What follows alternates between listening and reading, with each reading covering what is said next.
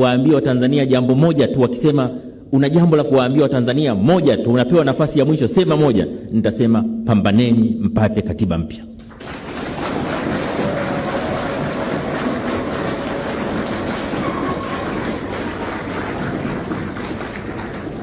Pambaneni mpate katiba ambayo ina makubaliano ya wadau wote, katiba yenye muafaka katika taifa, katiba itakayotupeleka mbele miaka 50 inayokuja.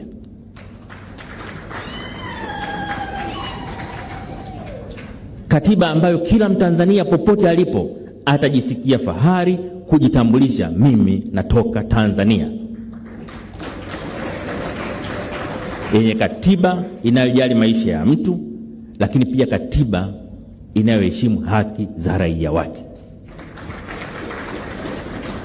Katiba inayotupeleka kwenye maendeleo, si maendeleo ya mali tuna uchumi, lakini maendeleo ya heshima na utu wa binadamu anayeishi katika Tanzania.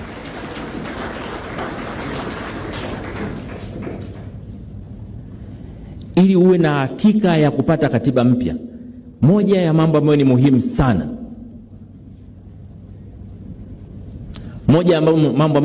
sana, ni utashi wa kupata katiba wa rais aliyoko madarakani. Nataka niwaambie bila kuwadanganyeni, kwa mujibu wa katiba yetu, rais anapokaa kwenye kikao cha baraza la mawaziri, baraza la mawaziri haliamui, linashauri. Mawaziri wanapokaa na rais wanamshauri rais, rais ndiye anaamua.